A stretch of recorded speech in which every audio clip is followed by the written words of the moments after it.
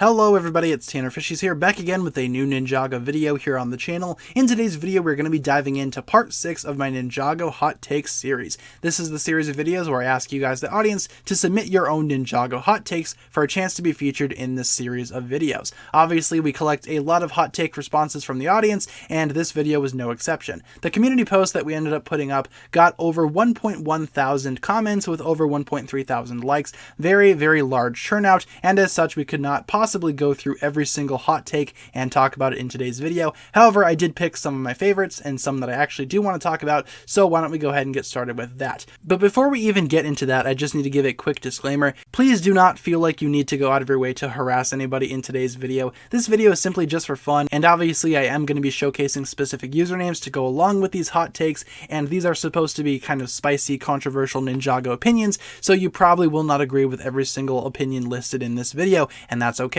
Just don't go out of your way to harass people. That's not okay. We're just here to have fun and talk about some spicy Ninjago opinions. And with that being said, that's going to pretty much do it for all the disclaimers. Let's go ahead and get started by taking a look at our first Ninjago hot take. There needs to be more martial arts introduced, such as Spinjitzu, Air Jitsu, and Forbidden Spinjitzu, because they are what makes the ninja unique in terms of power and skill. I would agree with that. Honestly, I feel like the whole ninja aspect of the Ninjago saga has been kind of dwindled down lately. The ninja are more elementally charged beings as opposed to ninja, and I feel like the series focuses on that a lot more, but they also showcase a lot of martial arts as well, such as various punches and kicks, but I do agree there needs to be more stylistic martial arts, such as what you had mentioned, especially Air Jitsu, which a lot of Ninjago fans, including myself, very much miss and want to see back in the series. At least it had a cameo appearance in Prime Empire, but still, I want the ninja to learn more martial arts, and I feel like this comment pretty much sums up what exactly I feel about this subject. So once again, very good comment. Let's continue onwards. This one's kind of long, but I'm going to go through it anyways, so just sit tight, we'll get through it. Hot take. Jay as a character was on a downward trend till season 15. In the pilots, he was a funny inventor who knew when to make a joke, then they gave his mechanic side to Nia, and since season 4, his character has been on a downward trend, just as the comic relief. In season 6, he was great, but from season 7 onwards, he just became repetitive, and he only got a lot of focus in the finale for season 12. Recently, his character has gotten better and more development, so definitely getting better in my opinion. Yeah, I can totally see where you're coming from regarding Jay's character. This is something that we've touched on as well on the channel before this video, but I do want to talk about this again. I feel like a lot of the characters, especially of the main ninja cast, are sort of becoming these one-note characters, only there for one specific purpose. For example, Jay being the comic relief, yeah, I mean, I miss the days when he was the inventor or the mechanic of the team. Eventually that role went on to Nia and even Pixel and Zane to an extent, but Jay is basically the comic relief now, and of course the video game expert, if you want to call him that, along with Cole, of course. But like this comment suggests, I feel like Jay's character drastically improved throughout Seabound. He was there for Nia a lot, and he actually had something to do, which is awesome. I feel like Jay could very much be written into a very good story, but we just have yet to see what that is. Prime Empire came close, but it's not perfect. I do have my issues with Jay and Prime Empire, and I hope that Jay gets better as the seasons progress. We should see more of the first Spinjitzu master, more flashbacks, and more information about him personally. I can agree with this. Going through Ninjago history, there's always a lot of things that intrigue me about the first Spinjitzu master, but I feel like we need almost like a side story, or maybe like a spin-off starring him and what he's all about, and what his personality is. We've seen him before in flashbacks and visions, and his personality has kind of been touched on before. He's kind of like this wise ancient spirit, but I want to know what he was like beforehand, perhaps when he was a little younger. I hope we get to see that in the future, and I hope that we get to see a little bit more of what the first Spinjitzu master is all about in terms of personality. Hot take, we should see more of the ninja in their childhood. Yeah, I can agree with that too. It's kind of like the same logic that I just used for the first Spinjitzu master argument. Throughout the entire Ninjago series, we have indeed seen flashbacks of the ninjas' childhoods, but honestly I feel like we could actually have a spin-off story set entirely in their childhood, maybe following their parents when they were still elemental masters. Either way, I feel like there is a lot of potential for spin-offs in the future. If we're not going to be getting a full-on spin-off, we should definitely see some more flashbacks.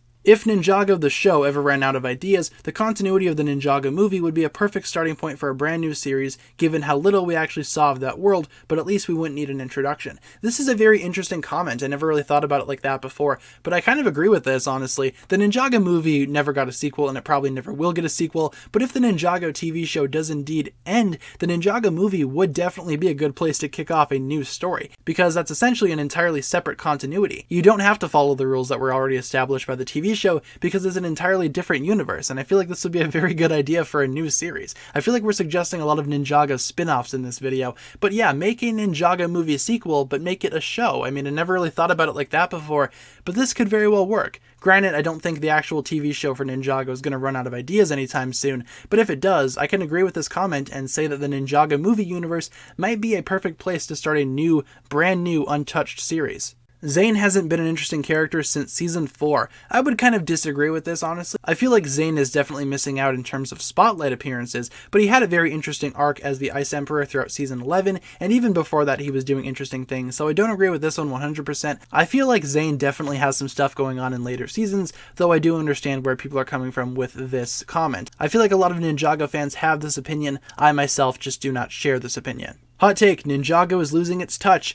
I don't know about that. I mean, Ninjago right now is just kind of going by the books at this point, but I feel like it still has a lot of potential. They could definitely increase their storylines if they wanted to make them a little bit more dramatic, make them a little more unique. I feel like overall right now, though, Ninjago is just kind of playing it safe. Doesn't mean that it's losing its touch, but perhaps it's not as good as it used to be at one point in time. Like I said, I feel like Ninjago's peak has already been achieved here. Season 7 needed more than 10 episodes to develop. I think that it was just one of the most hyped Ninjago seasons, and that if it had 13 to 15 20-minute episodes, it would have been better. There was way too much history in Hands of Time to try to fit it into 10 episodes along with the Time Blade battles and the finale. I've never really thought about this before either, and I feel like Hands of Time isn't really that rushed of a season. I just feel like it's kind of average compared to some of the more popular, more well-received Ninjago seasons, though I do agree that Hands of Time did have a very interesting storyline. I'm not sure if extending the episode length would help, though. I'm not sure if extending the season by a couple of episodes would help it be a little better, but if that were to have happened, I wouldn't really be opposed to it, obviously.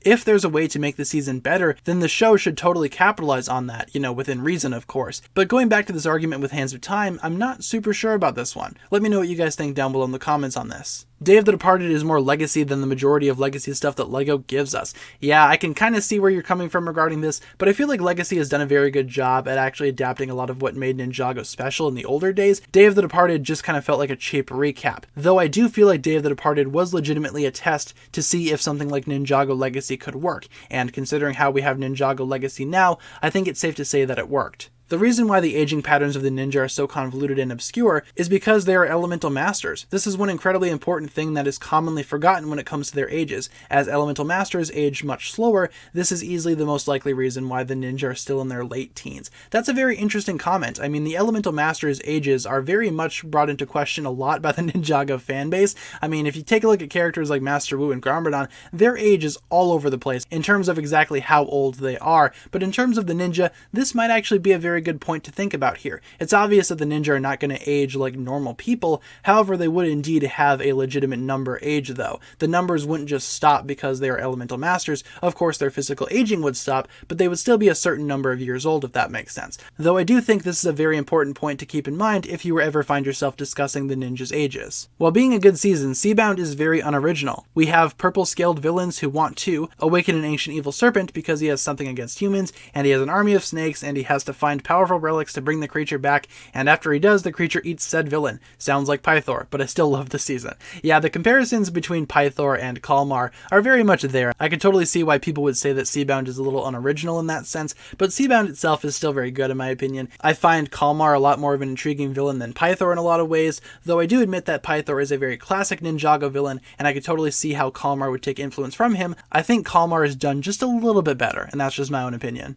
Season 3 Half-Face Zane, Season 5 Ghost Cole, and Season 6 Eye Patch Jay are some of the coolest versions of Jay, Cole, and Zane. Jay with his eye patch gave him kind of a steampunk vibe, Ghost Cole was just cool, and Half-Face Zane was also cool and made him different. Kai should get a unique version too, like Magma Monster Kai, where his hair is literally just fire. I see what this comment is saying, and I honestly kind of agree with it. I mean, we have various other forms for a lot of the ninja. For example, we have everything that the comment listed, but we also have now NRG Nia, we have Golden Lloyd. Kai needs something to kind of catch up. I know Kai has his true potential, but I feel like Kai should definitely get like a new form at some point in time. I feel like that would make Kai fans very happy, and he's kind of one of the only ninja that doesn't really have a new form technically, so we should totally get him one. What would you guys like to see for a new updated Kai form? Hot take, the concept of Season 4 in Ninjago is really good in my opinion, but there are a couple of things that could be improved. Personally, I would have liked to see Garmadon stay instead of sacrificing himself. The stay on the island could have been a little longer too. Yeah, Season 4 is very popular among the Ninjago fanbase. It's certainly my favorite Ninjago season out of all of them, but I do admit it does have some problems. The main thing that I agree with regarding this post is the stay on Chen's island.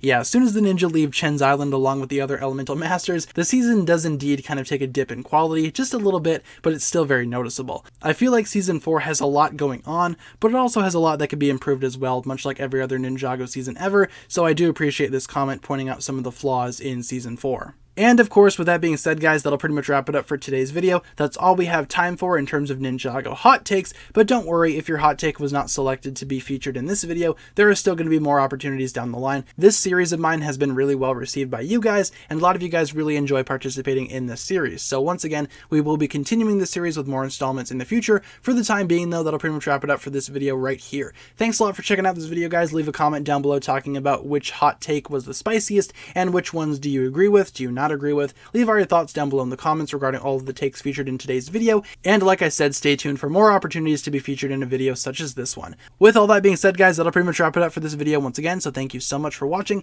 If you enjoyed, feel free to like, comment, subscribe, do all that fun stuff, and check out the links down below in the description for my other forms of social media. As always, big shout out goes out to my Patreon supporters, including once again the marvelous Jan. Thank you guys so much for checking out this video once again. My name is TannerFishies, and with that I bid you farewell.